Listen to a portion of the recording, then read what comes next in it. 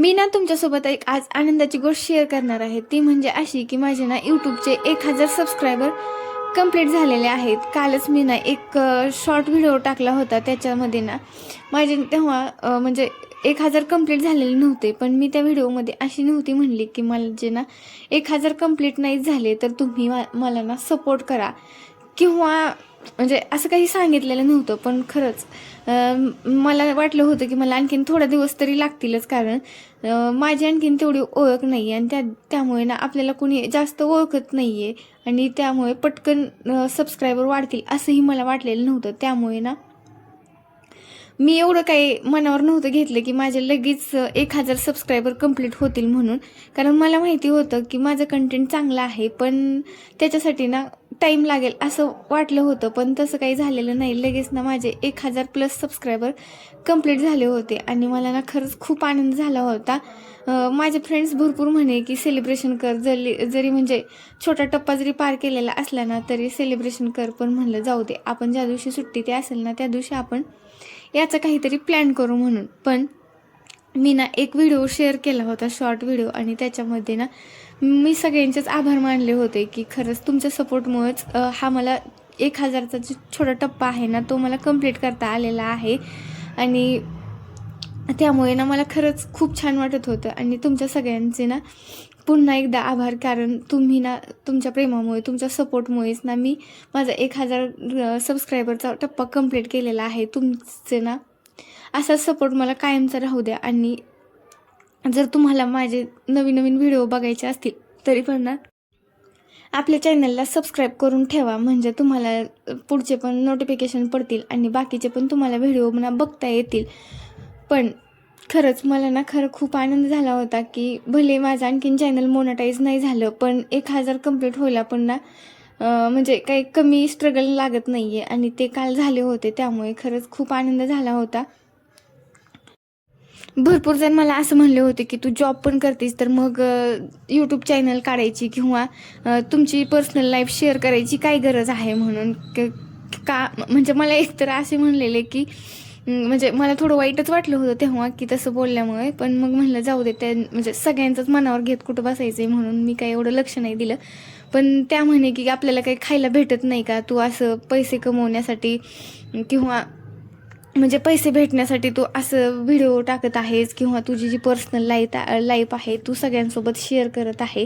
तर हो, मी काय एवढे वाईट व्हिडिओ टाकत नाही. मी माझी जी डेली रुटीन आहे ना तीच तुमच्यासोबत शेअर करते. कुठं बाहेर फिरायला गेली किंवा कधी एखादी रेसिपी किंवा काही कुठले सण ते असले तर म्हणजे तेव्हाची केलेली तयारी तीच मी या म्हणजे माझ्या व्हिडिओमध्ये शेअर करते. तर मला असं वाटतं की मी काही वाईट व्हिडिओ टाकत नाही आहे. आणि हो, माझ्या यात ना आठवणी पण स्टोअर करून राहतात ना, कारण कधी कधी मोबाईल खराब होतो, कधी मोबाईल हरवलाच तर आपण ते फोटोज किंवा व्हिडिओ डबल आपण म्हणजे रिस्टोअर करू शकत नाही. त्याच्यामुळे हा ऑप्शन पण बेस्टच आहे. त्यामुळे ना मला हा यूट्यूब चॅनल मी त्याच्यासाठीच काढलं होतं. पण हो, जर कधी इन फ्युचरमध्ये जर मला याच्यातून पैसे भेटले तर यात काय वाईट आहे, कारण मी जॉब पण ना म्हणजे माझ्या फॅमिलीसाठी, माझ्यासाठी, यांच्यासाठीच करते ना. मग तिथं पण गेल्यास मी जेव्हा तिथं पण मला स्ट्रगलच करावं लागतं आणि त्या स्ट्रगलमधून पण मला तेवढेच पैसे भेटतात. मग मी इथं पण स्ट्रगल करते. जर मला फ्युचरमध्ये कधी पैसे भेटले तर त्यात मला वाईट वाटणारच नाही, कारण मला खरंच खूप आनंद होईल. तर माझं म्हणणं असंच होतं की निगेटिव्ह कमेंटकडे मला ना बिलकुल लक्ष द्यायचं नव्हतं, कारण मी काही म्हणजे मला माहिती आहे मी म्हणजे काही चुकीचं करत नाही. त्यामुळे ना मी दुसऱ्यांकडे तर काही लक्ष दिलेलं नाही आहे.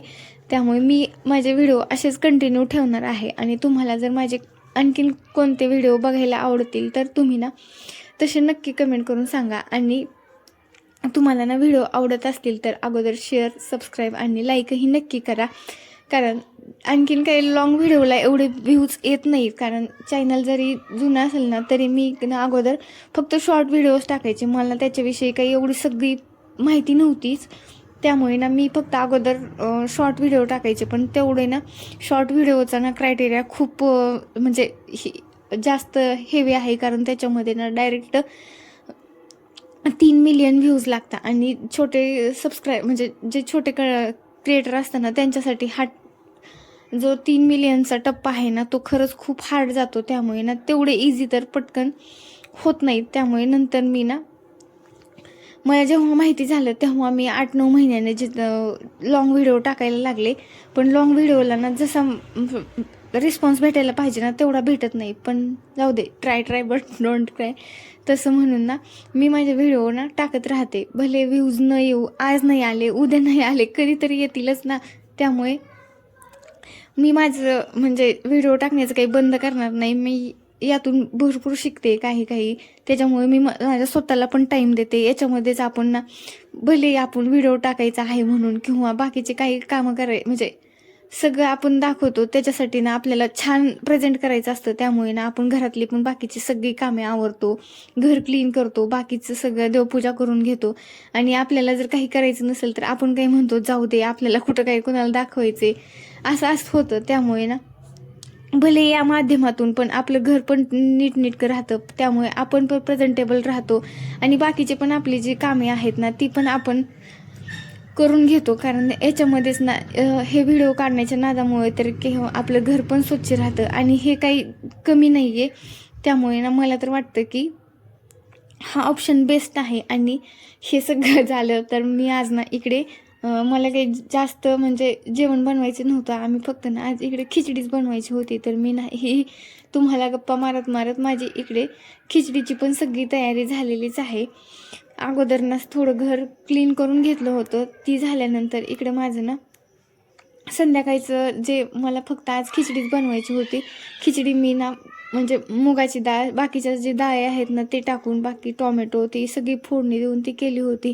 आणि नुसती खिचडी वाटणार नाही म्हणून ना इकडे मी पापड ते म्हणजे तळून घेणार होते. कारण थोडं खिचडीबरोबर पापड आणि लोणचं असेल ना तरच खिचडी खायला पण मज्जा येते. त्यामुळे ना इकडे मी पापड ते तळून घेत होते.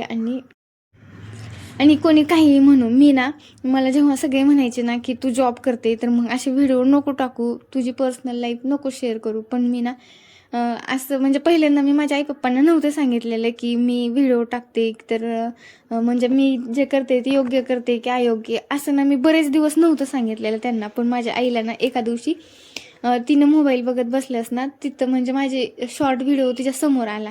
आणि तिला पण नाही समजलं की पहिल्यांदा की माझं म्हणजे मी व्हिडिओमध्ये कशी काय म्हणून. तर तिनं पण नंतर मला कॉल करून विचारलं की तू मला ना आज यूट्यूबवर दिसली म्हणून. तेव्हा मी तिला सांगितलं की हा मी ना यूट्यूबचं चॅनल काढलेलं आहे म्हणून.